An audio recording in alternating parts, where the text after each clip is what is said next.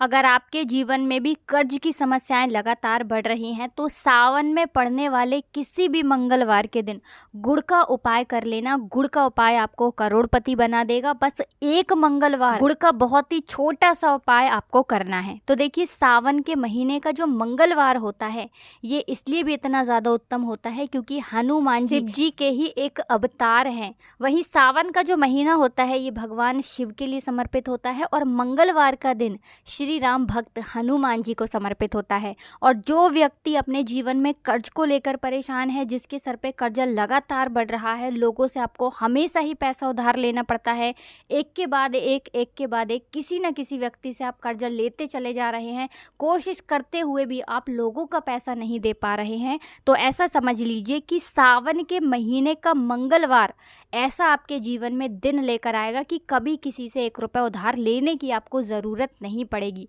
देखिए, मंगलवार का जो दिन होता है ये इसलिए भी इतना ज़्यादा खास है क्योंकि मंगलवार के दिन मंगला गौरी व्रत भी किया जाता है। इस दिन माँ गौरी की पूजा हम करते हैं। जब कोई भक्त अपने जीवन के दुखों से, कर्जे की समस्याओं से बहुत परेशान हो जाए, उसे तो हमेशा मंगलवार, जो कि सावन के महीने का मंगलवार होता है, उसमें गुड़ का उपाय ज़रूर करना चाहिए। देखिए, ये जो गुड़ का उपाय है, ऐसा समझ लीजिए कि कर्जा आपके सर पे कितना भी हो, आपके सर से कर्जा उतरेगा।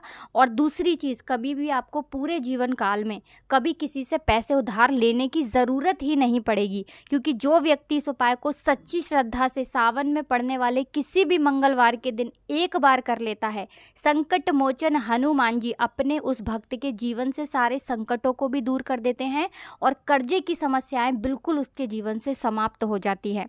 तो देखिए, मंगलवार का दिन वैसे भी कोई साधारण दिन नहीं होता है क्योंकि ये संकट मोचन हनुमान जी का दिन होता है और सावन के महीने का मंगलवार तो अपने आप में बहुत उत्तम होता है। और इस बार आप सभी जानते हैं कि जो सावन का महीना आया है ये बहुत ही शुभ संयोग में आया है और उस पे भी मंगलवार के दिन आप इस उपाय को करेंगे तो ऐसा समझिए चमत्कार आपके जीवन में होगा ही होगा। तो चलिए जान लेते हैं कि गुड़ का कौन सा उपाय है, कैसे आपको करना है और किस समय करना है। तो देखिए, मंगलवार के दिन, सावन के महीने में किसी भी मंगलवार के दिन आपको एक बार ये उपाय करना है। उपाय को करने के लिए आपको यहाँ पर लेना है गुड़। कितना गुड़ लेना है? छोटे छोटे गुड़ के आप डले ले लें, ठीक है ना। 3 से 4 डले ले लें, 2 गुड़ के डले ले लें, छोटी छोटी डली गुड़ की जो होती हैं। साथ ही साथ आपको क्या करना है, एक दीपक लेना है, ठीक है ना। दीपक जो आप यहाँ पर लेंगे, चाहे तो आप सरसों के तेल का दीपक ले लें या फिर आप चमेली के तेल का दीपक ले लें। अगर आपने सरसों के तेल का दीपक लिया है, चाहे तो चमेली के तेल का दीपक लिया है, कोई भी दीपक आपने लिया है, उसके अंदर आपको 2 फूल वाली लौंग डालनी है। लौंग टूटी हुई ना हो, खंडित ना हो। अब ये गुड़ लेकर और साथ ही साथ दीपक लेकर आपको जाना है संकट मोचन हनुमान जी के मंदिर में मंगलवार के दिन। जाना किस समय है, उपाय किस समय करना है, तो ये उपाय शाम के समय का है।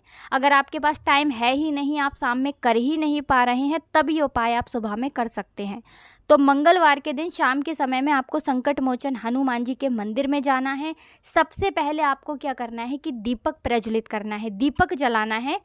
भगवान राम का नाम आपको यहाँ पर लेना है। दीपक जलाने के बाद पूरे 21 बार या फिर 108 बार, ठीक है ना, जय श्री राम, जय सीता माता, जय श्री राम, जय सीता माता, इस तरह से आपको बोलना है। और फिर आपको क्या करना है, जो गुड़ आप लेकर के गए हैं उसका भोग आपको संकट मोचन हनुमान जी को लगाना है। देखिए, जब आप अपने जीवन में कर्जे को लेकर बहुत परेशान हैं, कर्जा लोगों से ले रहे हैं, कर्जा दूर होने का नाम नहीं ले रहा है, तो सावन के महीने में पड़ने वाले मंगलवार के दिन आपको गुड़ का भोग संकट मोचन हनुमान जी को ज़रूर लगाना चाहिए। इसी के साथ अगर आप गुड़ के साथ चना ले लेते हैं, जो भुना हुआ चना आता है, तो ये और भी उत्तम है। अगर आपके पास चना नहीं है तो आप कोशिश करें कि गुड़ का भोग तो आप संकट मोचन हनुमान जी को ज़रूर लगाएं। तो गुड़ का उपाय जो भी व्यक्ति सावन के महीने में किसी भी मंगलवार के दिन कर लेता है और संकट मोचन हनुमान जी से अपनी मनोकामना कह देता है कि हे संकट मोचन हनुमान जी, मेरे जीवन में कर्जे की समस्याएं बहुत, मुझे हमेशा लोगों से पैसा उधार लेना पड़ता है, मैं बहुत परेशान हूँ अपने जीवन के इस कर्जे से, आप मेरी इस दुविधा को दूर कर दीजिए, मेरे सर से जितना भी कर्जा है वो उतर जाए, ऐसी कृपा मुझ पर कर दीजिए। तो सच्चे मन से जो व्यक्ति सावन में पड़ने वाले मंगलवार के दिन इस उपाय को कर लेता है, उसके सर पे चाहे कितना भी कर्जा हो, थोड़े दिन के अंदर ही उसका सारा कर्जा उतर जाता है। जिन्होंने इस उपाय को किया है उन्होंने इसका चमत्कार देखा है, उन्हें पता है, और जिन्होंने नहीं किया है ना, वो मंगलवार के दिन इस उपाय को करें और खुद इसका चमत्कार देख लें। तो पहले उपाय की बात कर ली जो कि कर्ज मुक्ति के लिए था।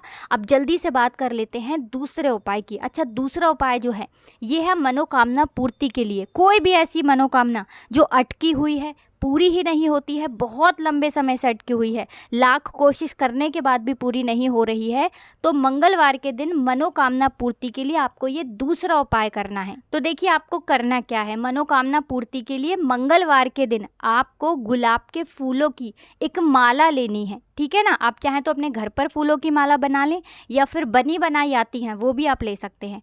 आपको संकट मोचन हनुमान जी के मंदिर में जाना है मंगलवार के दिन शाम के समय में, और ये गुलाब की फूल की माला आपको हनुमान जी को अर्पित करनी है।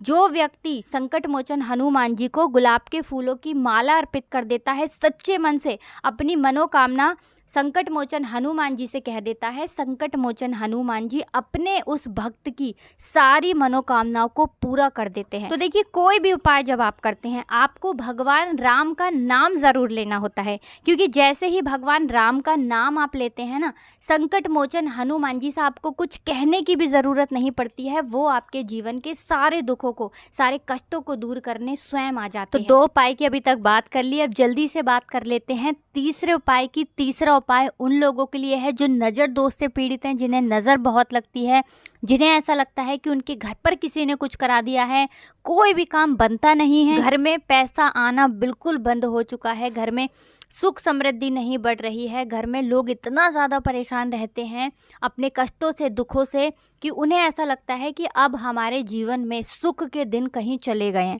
क्योंकि कभी कभी जीवन में व्यक्ति के ऐसा समय आ जाता है कि उसके पास पैसे की कमी भी होने लगती है, घर में कलेश बढ़ने लगता है, घर में पैसा नहीं रुकता है, घर में कोई ना कोई बीमार पड़ा रहता है, दवाइयाँ घर में किसी न किसी की चल रही हैं। तो ऐसा अगर आपके साथ हो रहा है, आपके घर में कोई व्यक्ति बहुत ज़्यादा परेशान है और आप बहुत से उपाय करते हैं, बहुत कुछ करके देखते हैं, लेकिन आपको ऐसा लगता है कि हमारे घर से जो नज़र दोष है वो दूर नहीं हो रही है, तो आपको सावन के महीने के मंगलवार के दिन ये तीसरा उपाय करना है।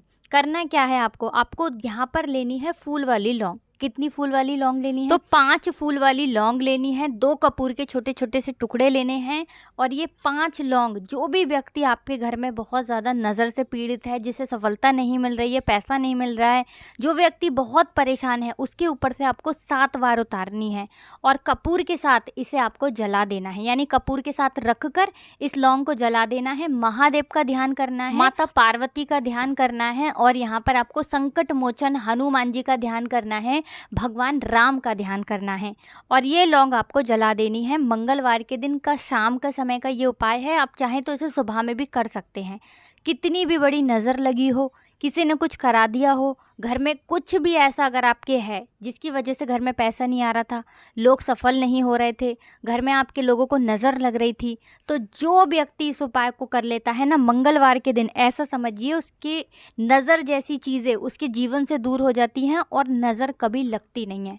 तो बहुत जल्दी व्यक्ति अपने जीवन में आगे बढ़ता है जैसे ही इस उपाय को करने से नज़र दोष आपके ऊपर से दूर होती है। तो सावन के महीने के मंगलवार के दिन किसी भी मंगलवार को ये उपाय कर लेना और इसका चमत्कार खुद देख लेना।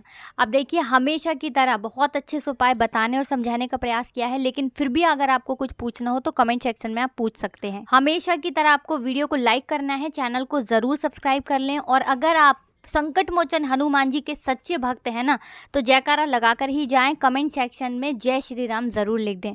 आप सभी को राधे राधे, जय श्री कृष्ण, हर हर महादेव, जय शिव शंभू, जय श्री राम, जय हनुमान।